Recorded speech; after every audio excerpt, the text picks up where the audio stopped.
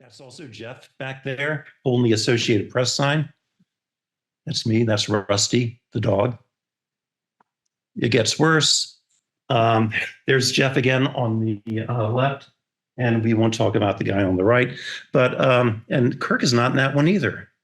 Kirk kept missing the photo days, but there's Kirk. That's catching up with us a couple of years ago at Bertha's, I think, right? Is that correct? Jeff is at Bertha's? Yeah. And then much more recently over the summer at the Baltimore Banner, where Kirk is now just about to retire from being the director of photography at the Baltimore Banner. A really cool office overlooking, among other things, the Inner Harbor of Baltimore, and the to the right there, that's the aquarium. So anyway, the people that you may have seen to your right or to your left will be stuck with you for a while. So I'm just kind of pointing that out because that's so valuable, and it's such an honor to know this guy. I had a couple of roommates. Kirk was one, Jeff is another. Tom Cousins was a senior editor at the Sacramento Bee, and as it turned out, we had no idea that we were going to do like important things as we continued through our career. But as it turned out, you get to really meet some interesting people, and you get to know them very, very well. So that is the best way I can introduce my friend and longtime, I will stop sharing now, longtime friend and colleague and former roommate, Geoff Baker. So Jeff, I'll let you, actually, I'm not, let me unplug some things and let you see the students here. So Jeff, welcome. Can you allow me to share my screen? Yes, man. I did a really crappy job of setting up the settings. I apologize. Yep, there it is. Yep, okay, so he should be good.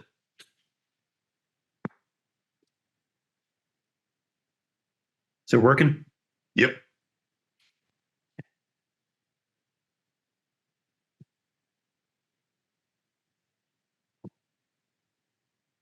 There aren't many truly public places left in America.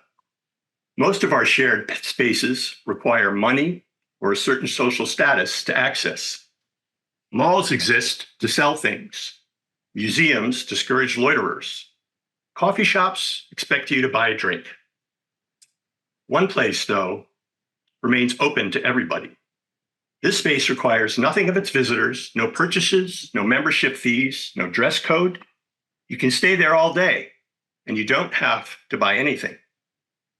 In a country ripped by racial, ethnic, political, and socioeconomic divides, this space still welcomes everybody. 5-star rated, voted as the best library system in all of North America by Library Journal, which is akin to winning a Pulitzer in your world. The Howard County Library System is a highly valued resource for its local community. HCLS delivers high quality public education for all, builds community, supports cultural exchange, and elevates public discourse. Back in 2013, however, there is one thing they didn't have: someone to help visualize their story. Then they hired me. As a one-man band multimedia producer, I put the face on the HCLS brand through photography and video. Have you ever heard of a library having a staff photographer? Yeah, me neither. One of one, a unicorn. My goals at the library: bring an editorial eye and approach to their media efforts. I wanted to highlight the diversity of the customers, surprise and delight the public with my visual report, inform them about the depth of what we do and who we are, and to lift up the sense of community that the library provides. I'm going to show you a lot of portraits today. I love to do them, but more importantly, I feel it validates the customer. You are seen, you are important, and yes, you are loved. When else do they get the spotlight in their lives? When I was a newspaper photographer, folks loved getting their picture in the paper. You'd go to their homes and you'd see the article clipped out and proudly stuck on their refrigerator. Needless to say, we had a quite diverse clientele, young and old.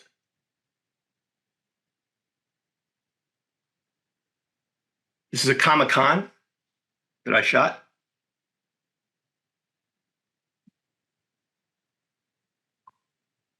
For one Veterans Day, we went out ahead of time into the community to a local VFW post and interviewed and photographed veterans. We wanted to tell their story. We had giant prints made, posted them in the branch along with their story, and ran their stories on the website. This is my very poor homage to Richard Avedon. I hope you all have heard of Richard Avedon. If you haven't, I'm going to give you a homework assignment. Let's go Google "In the American West" and you'll see what I was trying to get at here. Not even close, but that had a landmark effect on me. And I think maybe Martin saw the show with me down in the Corcoran in the early 80s. And it made me want to go down to the beach and throw all my cameras in the water, but I stuck with it. Yeah, I'm not sure, some sort of a cultural event. I think it was Morocco.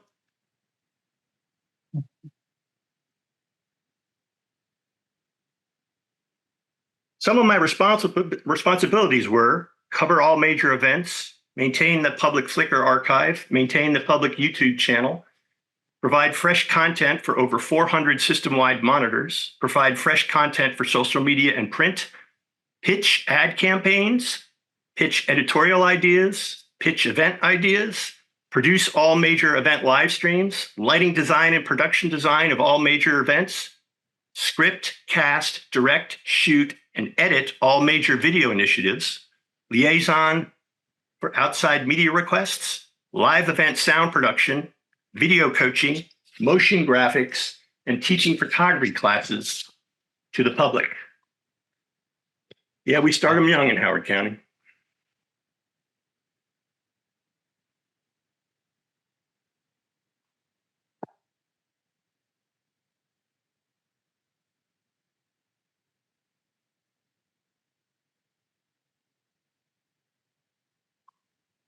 This is one of our major initiatives. It's called Project Literacy, and we teach people how to read and write. We get them through citizenship, and more importantly, they can get their GED through the library, all for free.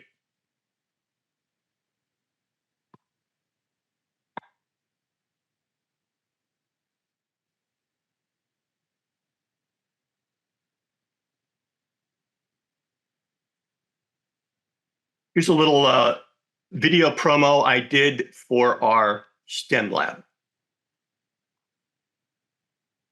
We've learned how to do 3D on computers and how to how to create Mindstorm Legos and program them to do things that you want, like shoot and say stuff. Our robot name is Awesomeness 2.0.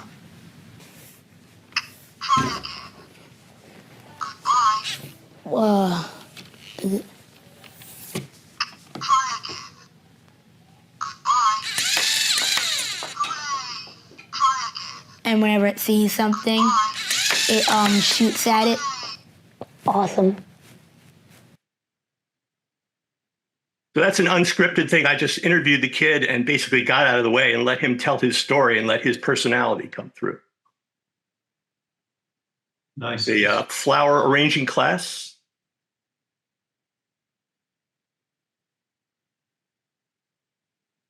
STEM lab.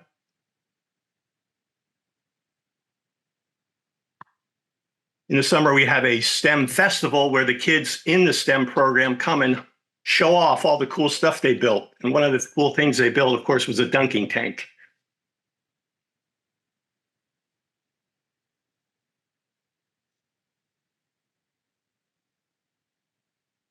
Snowflake making class.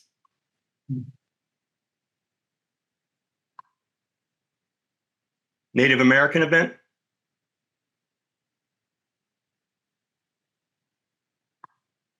It's tough getting on the bus for the first time. This is kindergarten, here we come. A lot of animals came through the library. Hedgehogs, owls, boa constrictors, alligators, goats, you name it, we had it.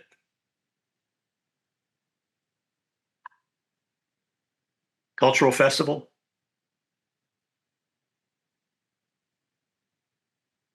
One of our branches has a team time class every day, and they give out free haircuts.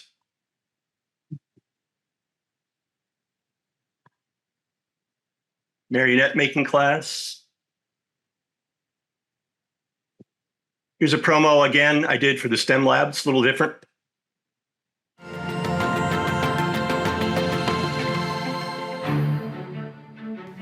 Hi, I'm Brian Johnson, STEM instructor and IT specialist for Howard County Library System. Over the summer, we ran a high-tech class at the Savage branch, where students launched a weather balloon that captured some incredible footage.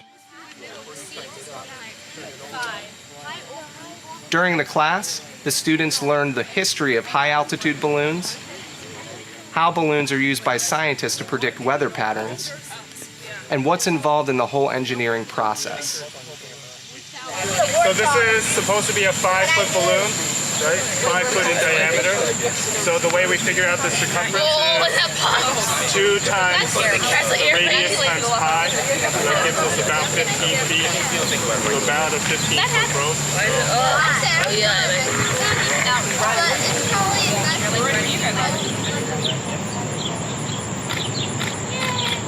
I can never go into the atmosphere. Why did they do that? That's pollution.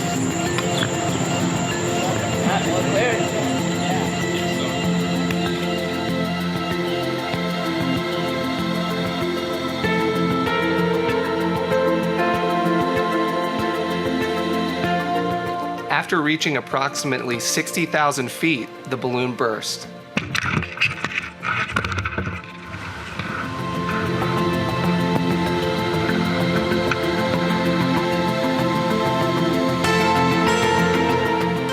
A drogue parachute slowed the payload to its landing in a field in Warwick, Maryland in Cecil County.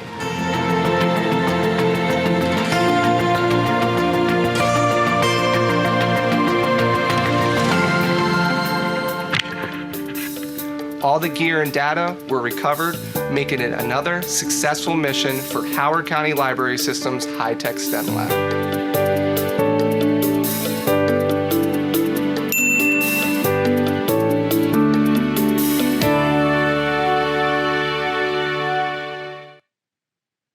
So again, obviously there I'm shooting video, shooting stills, recording audio, and bring it back into post, try for the best. Everybody shot the spelling bee. You guys probably have shot it too. This is another one of our major initiatives. This is called Battle of the Books, and it happens at Merriweather Post Pavilion, which is a major concert venue in the Baltimore, D.C. area in March. The kids, elementary schools, all the elementary schools in Howard County form a team, and they're donated a set of books by one of our benefactors to read ahead of time.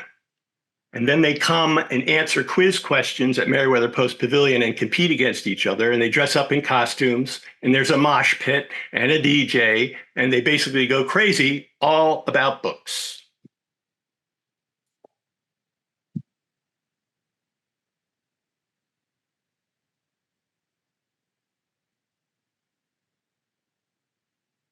I love that sign. You can't beat that, right?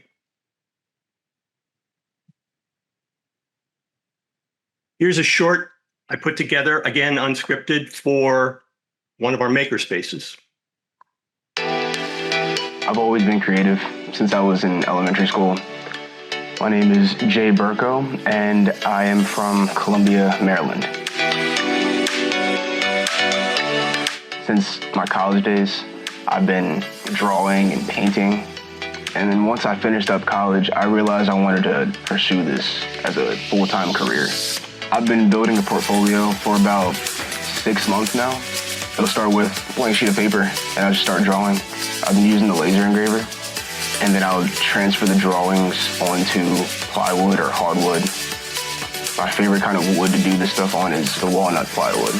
All the resources that I'm able to use here helps me out tremendously with what I'm doing as an artist and as an entrepreneur. So the fact that I'm able to use the laser engraver free of charge, huge. Thank you very much to this library and this branch, or just Howard County in general. Thank you very much.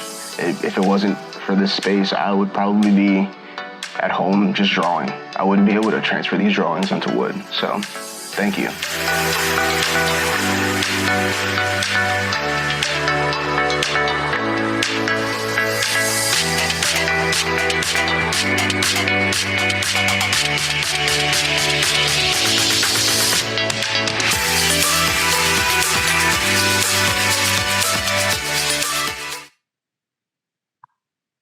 Source Magazine.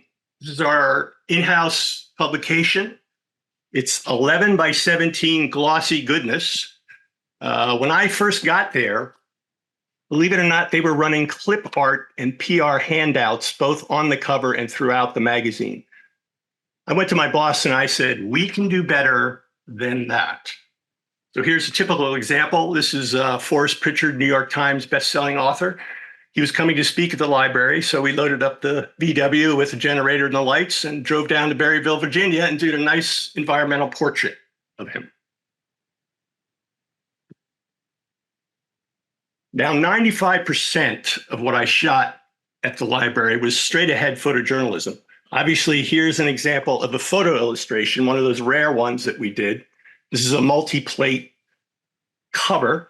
The girl on the lower left was a plate. The woman standing with the books is a plate. The stack of books was a plate. And the kid on top was a plate. Now, I like to do practical effects more than Photoshop. So yes, I did dumpster dive and get 70 throwaway books. And I drilled a 2-inch hole through all the books. We carted these on location. I had a 10-foot by 2-inch rod that we threaded the books on. We sandbagged the base. We chained the top of the pole to a strut in the ceiling to hold the whole thing together. I made the exposures of the people on the ground and the book tower. And then I simply dropped a white seamless in front of the book tower, put a kid on the chair and shot him. And it all came together in post.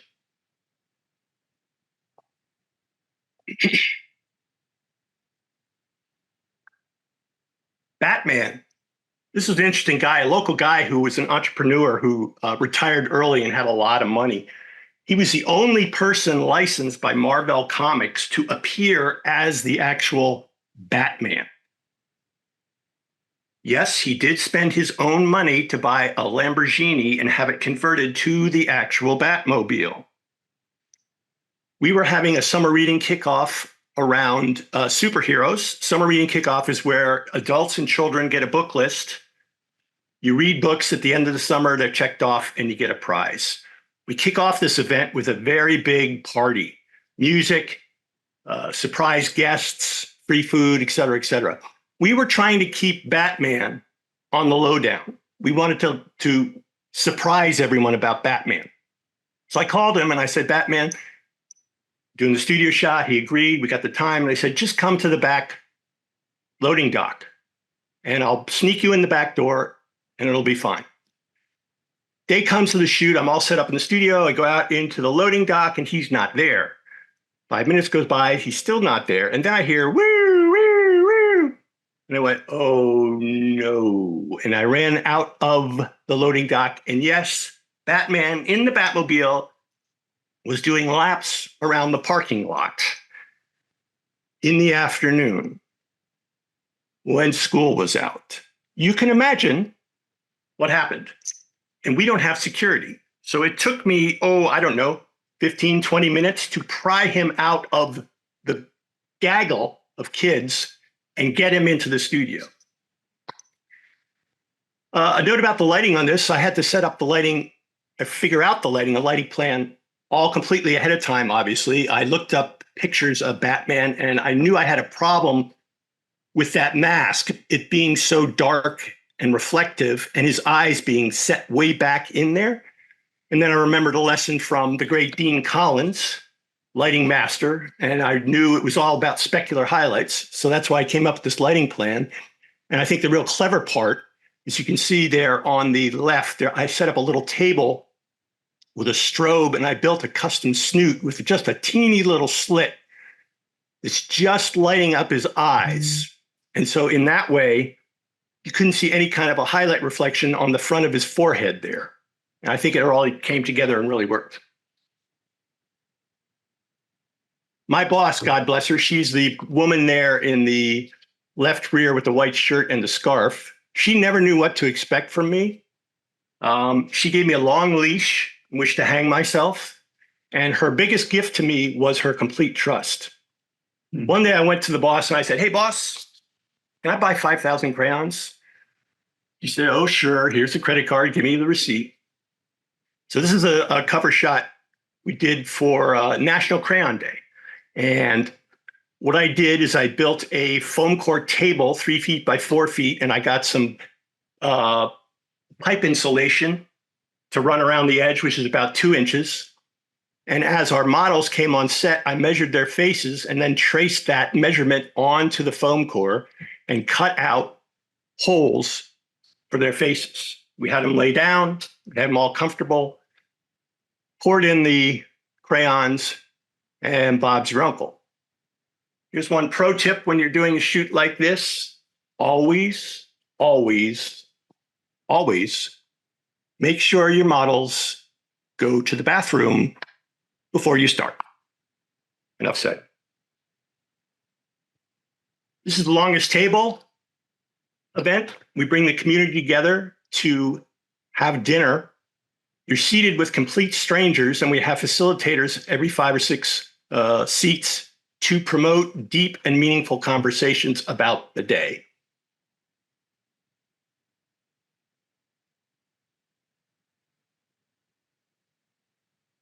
This is our program to match new readers with service dogs. Now, these new readers generally have hesitancy of reading out loud, or they might have not all the skill needed yet to read out loud. And this gives them a safe space to practice their reading. This was a wildly popular program, and we decided after a while we could take it up a notch. So, of course, we moved it to the local pound. We paired children readers with pound dogs. So it was a win-win. The dogs got company. The kids worked on their reading. How great is that? Here's another video short, unscripted, I did for our Choose Civility initiative. I check for emails greater than 100 times a day and text around 10 times a day. About 200 times a day. Probably over 100 times a day. I check about, I hate to say it, 6 or 7 times a day. Not for text messages. 15 times a day. I don't do texting. I check for emails and texts an inappropriate amount of times a day. I check for emails and texts about 2 times a day. Only 2? Yeah. Nice.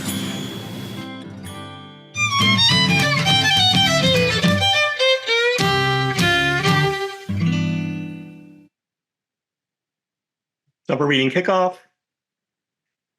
STEM circus building class.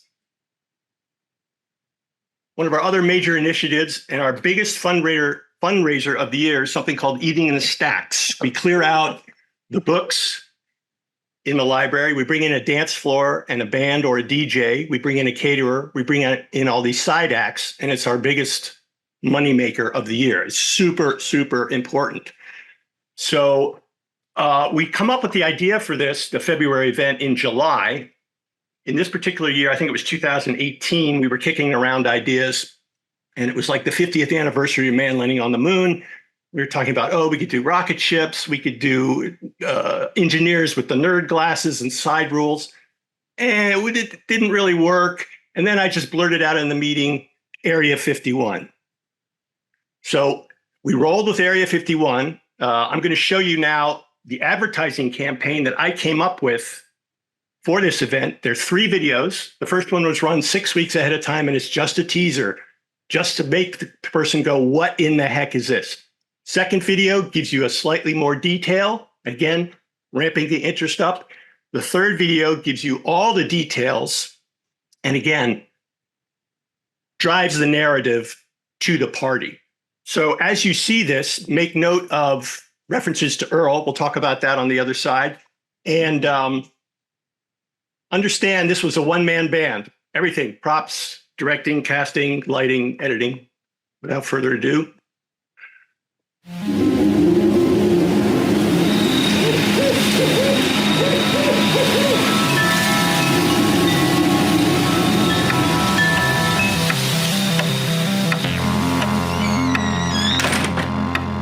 They took Earl.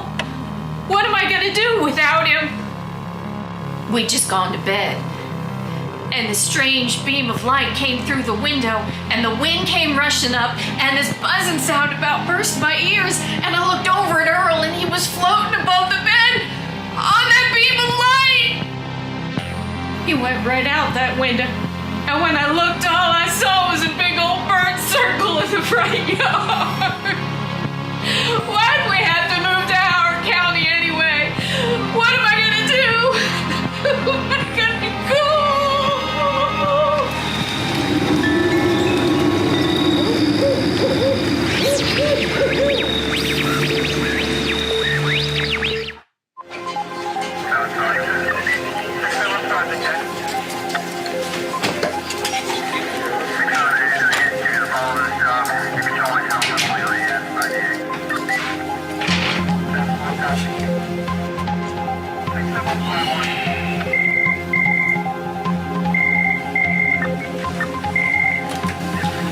Special Operations, Detective Roswell. My Earl, he's gone. Floating above the bed. Say again? Your husband Earl has been abducted? Help me. Joe, we got another one. Aliens. Okay, ma'am. What's your zip code? 21042. 21042? 21042. Okay, we're on it. Help. Same MO as the 6 others? Sleeping, beam of light, floats out the window? Yeah, it's the same. Let me run through the analyzer.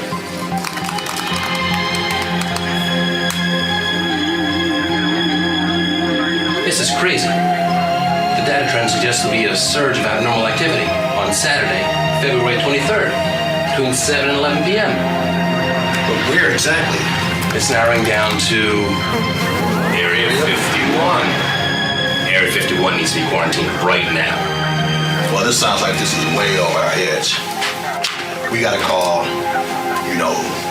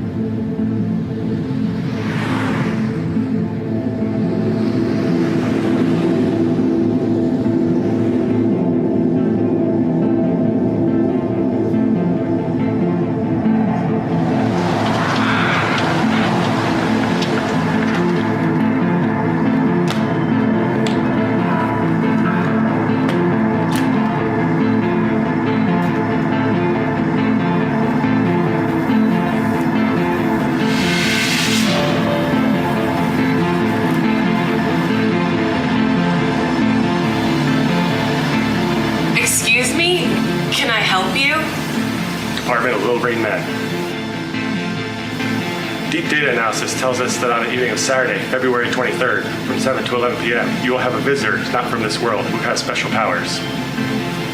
Name? MC Fresh. He'll have laser beams. We have reason to believe in the middle of this branch he will take control of a large crowd. He will cause uncontrollable, unending convulsions on a darkened dance floor.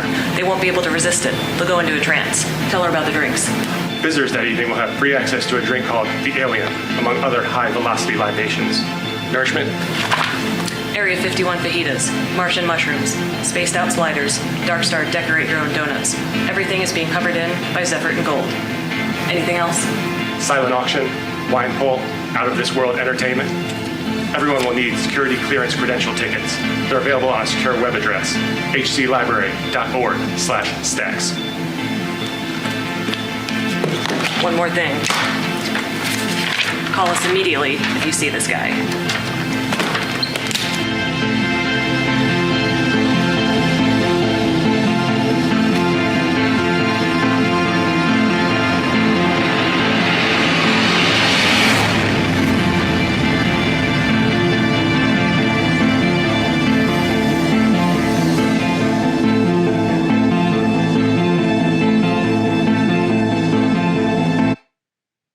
So we're going to skip ahead because I'm running out of time. Fun party. Earl was being back to the dance floor. COVID hit and we shut down. This was the first picture I took, personal picture I took during lockdown. This is right out my front door across the street. The Patapsco River flows 40 miles from rural Kerr County past my house and down to the Baltimore's inner harbor, and finally out into the Chesapeake Bay. In the 1700s, the river was the center of Maryland industrialization, with many milling and manufacturing operations along its rocky banks. It's had a terrible history of flooding. Rampant development in the hills above the Patapsco Valley, combined with global warming, have put a target on its heart, the historic mill town of Ellicott City, Maryland. Most recently, a 2016 100-year flood killed 2 and devastated the lower part of town. Then, unbelievably again, in 2018, a 1,000-year flood killed 1 and wiped out what was just rebuilt. COVID was a wake-up call for me. With nowhere to go and plenty of time on my hands, mildly depressed, I was drawn to the valley for my mental, spiritual, physical, and creative health. It was then I decided to be a hyper-local nature and landscape photographer. My goal is to showcase the history of my home of 30 years and amplify this very narrow, historic natural resource in an effort to protect it.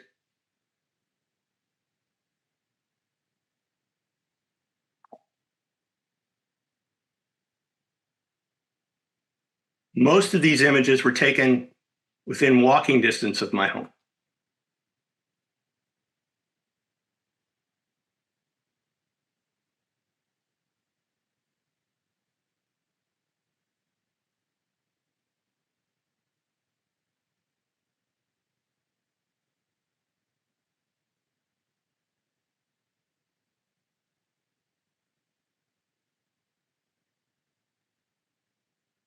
Is that your personal bald eagle?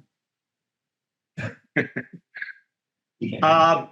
regular visitors here on the river, yeah. Okay. As an avid long-distance runner, I've explored the entire length of the valley on foot, living steps from its bank. I walk it every day, multiple times a day, in all weather, which gives me this great access.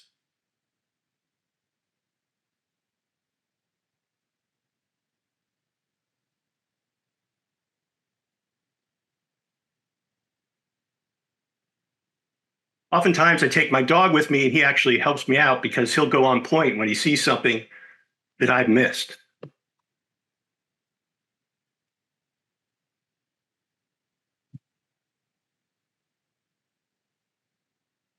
It's almost Baltimore Oriole time. We get them here in late April, early May, and they're visible for about 2 weeks.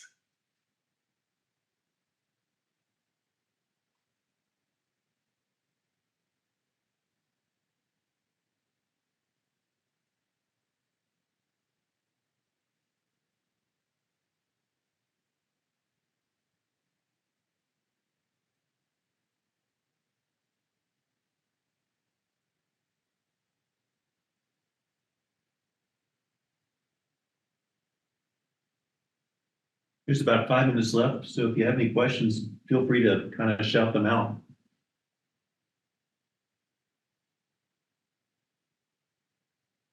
Do you get paid for any of your wildlife work? I'm not sure if you heard that. Did you hear that question? No. Do you get paid for any of your wildlife work? Come on up. So I have a website where I sell fine art prints.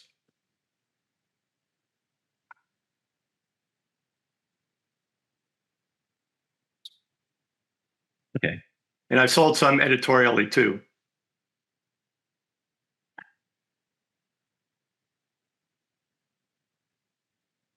This is actually an eclipse at dawn. So where are you going? Because you aren't going to see this eclipse, are you? I'm going to go to Vermont. I know it would probably be cloudy, but that's all I got for the solar eclipse. This is Neowise over the Chesapeake Bay Bridge.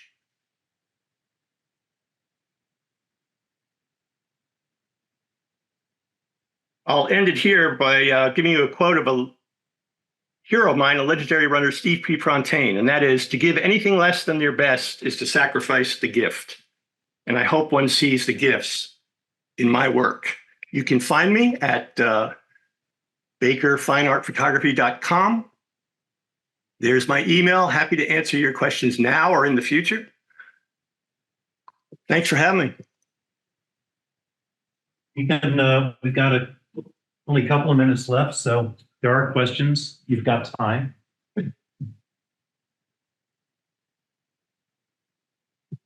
And you started, you didn't talk much about your path to the library.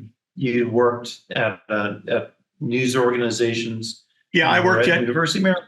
I worked at 4 different newspapers across the country, from starting at a small black and white weekly all the way up to a major metro daily, and freelanced also. Nice. And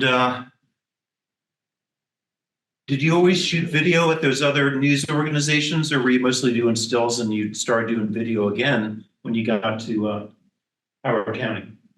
Yeah, so no, I did not do video in those other news organizations. In the early 90s, I kind of saw the writing on the wall with the internet, and I actually went back to school and went to George Washington University and got a certificate in interactive multimedia.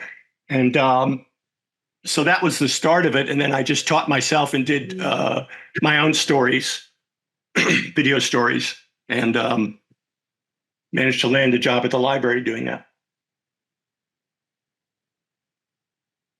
How has the business taken off for your website nature sales? Have you thought about doing anything beyond website work? To be honest with you, in retirement, not so much. It's all about me really enjoying the work.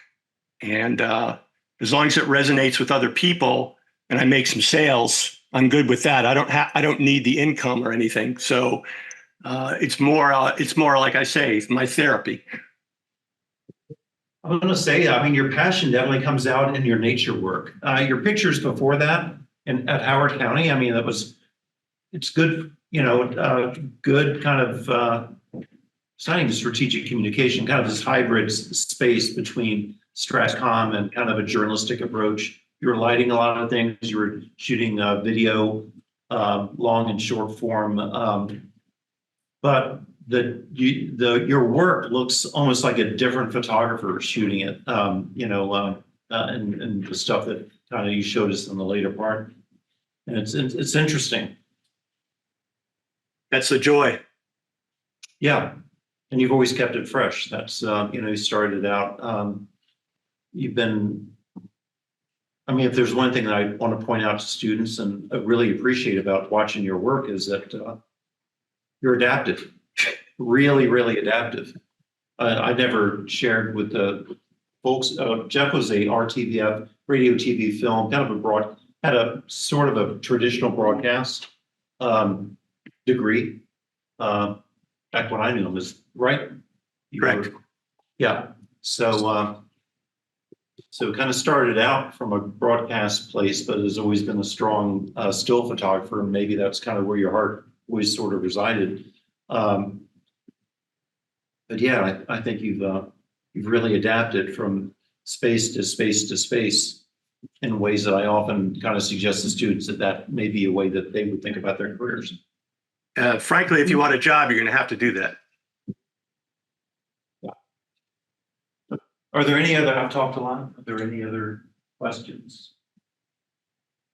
Okay, well, it's, yeah, time to adjourn. And Thank you. thank you. Great job.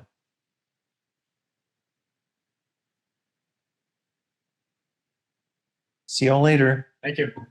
Thank you. Cool. Thanks so much. You're still sharing your screen. Let me stop.